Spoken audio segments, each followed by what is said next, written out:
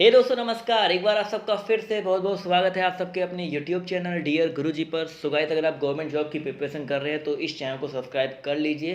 दोस्तों आज मैं आप सबके लिए फिर से एक रीजनिंग का प्रैक्टिस सेट लेकर आया हूं, जहां पर आपको बहुत ही इंपॉर्टेंट जो क्वेश्चन है वो करवाऊंगा। कैसे आपको पेपर में करना है वो सब कुछ। तो पहला क्वेश्चन देखिए, कथन और निष्कर्ष से है यहाँ पर आपके सामने। पहला देखिए ध्यान से, क्या कह रहा है कि कुछ लाल नीला है और कुछ नीले प्लेट हैं। तो देखिए कुछ लाल नीला है, इस क्वेश्चन को कैसे लगाना है ध्यान देखिएगा भाई। कुछ लाल जो है वो आपका यहाँ पर देखिएगा नीला है, तो यहाँ पर ऐसे कुछ कर लेते हैं। कुछ लाल आपका क्या है, नीला है। इसके अलावा कह रहा है भाई कुछ नीला जो है वो प्लेट है, तो प्लेट को हम बना देते हैं दूसरे कलर से। चलिए प्लेट बना दिया हमने। कुछ नीला जो है आपका प्लेट है, तो ये आपका लाल हो गया, नीला हो गया, ये प्लेट हो गया।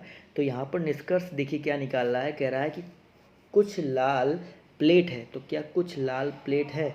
तो अभी देखा जाए, इस क्वेश्चन को देखा जाए जो हमने फिगर बनाया है, क्या इस फिगर के अकॉर्डिंग आप लोग कह सकते हैं क्या कुछ लाल प्लेट है? नहीं कह सकते हैं। लेकिन हमने अभी आपको जब कथन निष्कर्ष पढ़ा रहा था तो मैंने बोला था कि इस फिगर के, यानी कि जब इस तरह का कोई क्वेश्चन आता है तो उसका फिगर आप इस तरह से भी बना सकते हो, यानी कि एक लाल एक नीला एक प्लेट, एक कुछ लाल कुछ नीला कुछ प्लेट। तो यहाँ पर देखा जाए तो पहला जो निष्कर्ष है इस फिगर के अकॉर्डिंग जो है बिल्कुल स्पष्ट है, यानी कि हो सकता है। तो पहला भी कथन हो सकता है।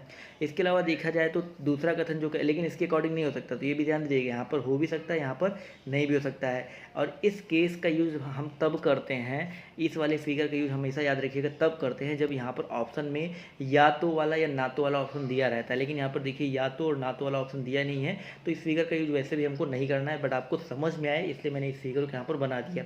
अगला कह रहा है कि कुछ प्लेटें लाल हैं। तो कुछ प्लेटें लाल है, तो देखा जाए तो इस फिगर में नहीं है, इस फिगर में है लेकिन फिगर में नहीं है। लेकिन फिर वही सेम चीज़ कि मैंने आपको बताया ना कि जब तक या तो ना तो वाला निष्कर्ष ना दिया गया हो, ऑप्शन में कुछ ना हो, तब तक इस फिगर का यूज नहीं करना है।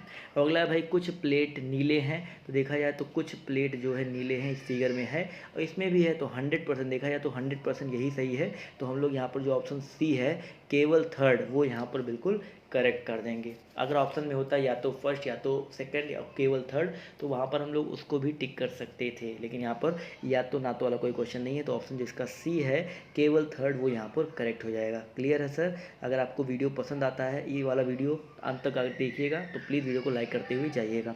आते हैं दूसरे क्वेश्चन तरफ। तो देखिए इस तरह का क्वेश्चन भी आपके पेपर में आ रहा है भाई। यहाँ पर देखिए ध्यान से, क्वेश्चन में क्या कह रहा है, यदि हेल्थ केयर इज वेल्थ को 1372 लिखा गया। देखिए ध्यान से, यहाँ पर कुछ करना नहीं रहता, बहुत ही आसान क्वेश्चन होता है। एक मिनट।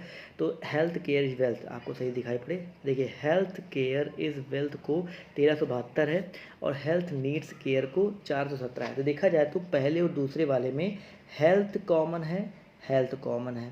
इसके अलावा केयर कॉमन है, केयर कॉमन है, दो चीज़ें कॉमन है। तो यहाँ पर देखिए दो नंबर कौन कौन से कॉमन भाई, एक साथ यहाँ भी है, एक साथ यहाँ भी है, तो एक साथ कट गया। अब यहाँ पर देखा है 4 बचा, यहाँ पर बचा क्या आपका नीड्स बचा। तो नीड्स का मतलब क्या हो जाएगा 4, नीड्स का मतलब क्या हो गया भैया, नीड का मतलब 4। अब बात करते हैं यहाँ पर, देखो नीड का मतलब 4, नीड का मतलब 4 हो गया ना। वेल्थ बचा, तो देखिए वेल्थ बचा और ही का बचा। तो यहाँ पर हमसे पूछा जा रहा है ही इज़ वेल्थ का मतलब क्या होगा। तो एक बात बताइए, ही और वेल्थ का जो मतलब होगा वो 6 और 3 होगा ना, क्लियर है ना। तो ही इज़ वेल्थ का मतलब क्या हो जाएगा, देखिए ध्यान से 6 3 तो आएगा ही आएगा। उसके साथ ही साथ इज का अगर हमें मतलब निकालना है, देखिए ध्यान से, अगर हमें इज का मतलब निकालना है तो यहाँ पर देखिए इज वेल्थ का जो मतलब है, यहाँ पर देखिए हेल्थ केयर कट गया, 1 और 7 कट गया। इज वेल्थ का मतलब यहाँ पर क्या आ जाएगा, 3 और 2, क्या आ जाएगा भैया 3 और 2, और 3 यहाँ पर हम ले लिए हैं, तो बचा क्या 2 बचा। तो 623, यानी कि 623 से यहाँ पर कौन सा नंबर बन रहा है, तो देखा जाए तो पहला वाला बन रहा है, 3 2 6 दोनों में है ना। तो यहाँ पर ऑप्शन जिसका फर्स्ट है वो करेक्ट हो जाएगा। क्लियर है? नहीं क्लियर है एक बार फिर से समझिए। देखिए हेल्थ केयर इज वेल्थ में 1372 था, हेल्थ नीड्स केयर में 417 था। तो यहाँ पर देखिए हेल्थ और कॉमन था, केयर कॉमन था, तो केयर और हेल्थ कट गया, तो ये कट गया, ये कट गया। और आपका यहाँ पर और क्या क्या कॉमन था, 1 7 कॉमन था और यहाँ पर भी 1 और 7 कॉमन था, तो ये कट गया, ये कट गया। अब देखिए यहाँ पर इज वेल्थ का मतलब पता चल गया, क्या है भैया 3 2 है, क्या है 3 2 है। इज वेल्थ का मतलब, ही का मतलब निकालना है, तो मुझे पता है कि नीड्स का जो मतलब है वो 4 है, तो नीड्स, यहाँ पर नीड्स कटेगा, यहाँ पर 4 कट जाएगा। अब देखिए मुझे पता है कि ही और वेल्थ, हमें वेल्थ का मतलब पता है 3 2, और यहाँ पर ही वेल्थ का मतलब है 6 3, तो यहाँ पर 3 3 कॉमन, यानी कि वेल्थ का मतलब क्या हो गया 3, तो ही इज़ वेल्थ को अगर लिखना होगा तो बचा क्या, 6 ही तो बचा है, तो यहाँ पर क्या हो जाएगा 6 3 2, और 6 3 2 को उल्टा इधर कर दीजिए तो 3 2 6 आपका मिल जाएगा, तो ऑप्शन जो इसका ए है वो करेक्ट हो जाएगा। क्लियर है सर, बहुत ही आसान क्वेश्चन होता है, बस थोड़ा सा प्रैक्टिस एंड प्रैक्टिस करते रहिए, आपको इस तरह के क्वेश्चन बहुत ही आसान लगने लगेंगे।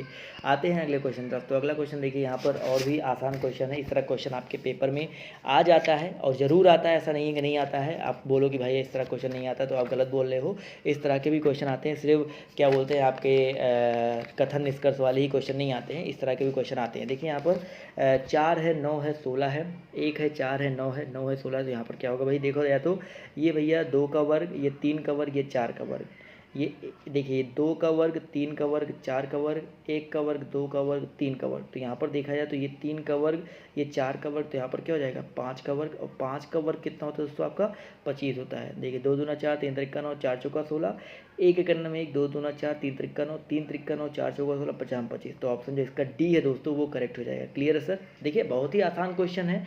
इस तरह क्वेश्चन में जो लोग नहीं प्रैक्टिस किए होते हैं वो कन्फ्यूज होते हैं, बट जो प्रैक्टिस किए होते हैं उनके लिए तो लगता है भाई क्या हलवा क्वेश्चन आ गया है। तो इस तरह क्वेश्चन अगर आपके पेपर में आता है तो पहली बात तो उन्हें गलत तो बिल्कुल भी नहीं करना है। आपको समझ में आ गया। चलिए आते हैं एक और क्वेश्चन तरफ। तो अगला क्वेश्चन आपका यहाँ पर देखिए इसी से रिलेटेड है, तो देखिए ध्यान से, ये भी थोड़ा सा आसानी है, कुछ ज़्यादा टफ नहीं है, बस आपको देखना होता है कौन सा संबंध यहाँ पर काम कर रहा है। देखिए 4 है, 9 है, 6 है, 38 आ जा रहा है, 4 9 6, फिर आपका क्या आ जा रहा है भैया 38 आ जा रहा है। उसके अलावा यहाँ पर देखा जाए तो 8 11 9 56 आ जा रहा है। तो यहाँ पर देखिए ऐसा कुछ कॉमन है, तो सबको जोड़ो।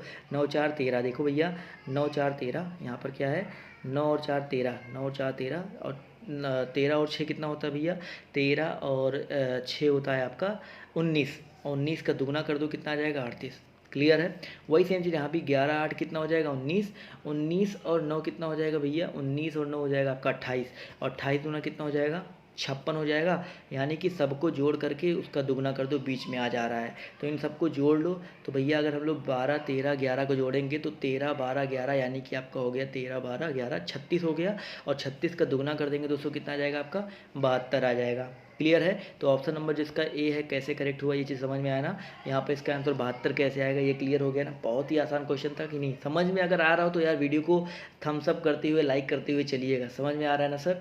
चलिए आते हैं अगले क्वेश्चन की तरफ। तो देखिए अगला क्वेश्चन इस तरह आयु वाले भी क्वेश्चन आपके पेपर में आते हैं कि भाई रामू जो है 48 वर्ष का है और राबिन जो है रामू से 6 वर्ष छोटा है। अब देखिए इस तरह के क्वेश्चन में क्या होता है ना कि अगर आप लैंग्वेज को अच्छे से समझ ले जा रहे हैं तो आपके लिए क्वेश्चन कुछ भी नहीं है।